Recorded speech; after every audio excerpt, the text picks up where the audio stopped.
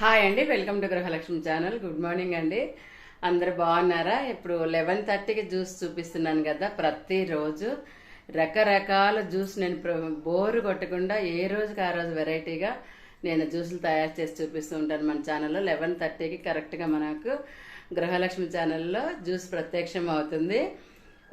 గృహలక్ష్మి దేవుడు లేవగానే మనం ఏ పనులు చేయాలనేది కూడా నేను ఇప్పుడు ఈ వీడియోలో చూపిస్తాను. నేను ఎండాకాలం ఎండను తట్టుకోవడం చాలా కష్టము. ఇంకా ఏప్రిల్ మధ్యలో ఉన్నాం మనము.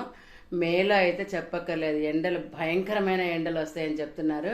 మరి ఎండల బారి నుంచి తప్పించుకోవాలి, మనం ఆరోగ్యం కాపాడుకోవాలి, మన ఫ్యామిలీ అందరి ఆరోగ్యం మనమే కాపాడుకోవాలి. కాబట్టి లక్ష్మీదేవులు అందరూ కూడా తప్పకుండా గృహలక్ష్మి ఛానల్ చూస్తూ ఉండండి.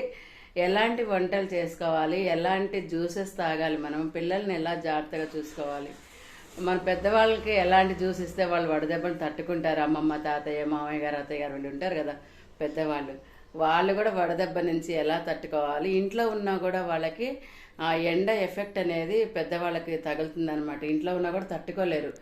అలాంటప్పుడు మనం వాళ్ళకి ఎలాంటి జ్యూసెస్ కానీ ఎలాంటి ఫుడ్ ఐటమ్స్ కానీ ఇవ్వాలనేది మన గృహలక్ష్మి ఛానల్లో నేను చెప్తూ ఉంటాను. తప్పకుండా చూస్తూ ఉండండి. ఫస్ట్ టైం చూస్తున్నట్లయితే సబ్స్క్రైబ్ చేసుకోండి, షేర్ చేయండి ఫ్రెండ్స్ అందరికీ కూడా. నేను చేసే జ్యూస్ మీకు నచ్చితే కన్నా కామెంట్లో చెప్పండి. తప్పకుండా మీరు చూస్తారని నేను ఆశిస్తూ, ఇప్పుడు మనం గృహలక్ష్మి దేవుళ్ళు లేవగానే ఏం చేయాలంటే, ఇప్పుడు సమ్మర్ కాబట్టి మనం ఒక 1/2 కిలో తెప్పించానండి నేను సబ్జా గింజలు. ఈ 2 months ఒక 3-4 months వరకు వస్తాయండి.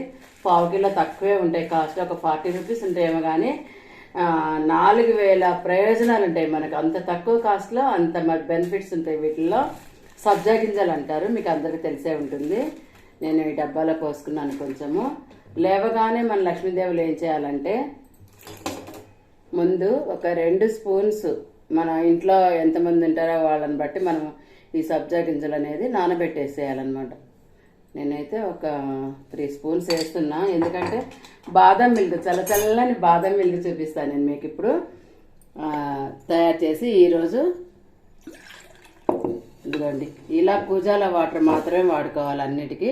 ఫ్రిడ్జ్ వాటర్ అవాయిడ్ చేస్తే మంచిది. చాలా తాగినప్పుడు చల్లగానే ఉంటుంది ఫ్రిడ్జ్లో వాటర్, కానీ మనకు బాడీకి వేడి చేస్తుంది అనమాట ఫ్రిడ్జ్లో వాటర్ తాగితే. ఇలా కుండలో వాటర్ తాగితే చల్లగా ఆరోగ్యానికి చాలా మంచిది అనమాట. ఈ కుండలో వాటరే పోసి నేను ఈ సబ్జా గింజలు నానబెట్టేస్తున్నాను. వీటితో చాలా డ్రింక్స్ మనము సమ్మర్లో తయారు చేసుకోవచ్చు. నేను చూపిస్తూ ఉంటాను కదా, మీరు చూస్తూ ఉండండి.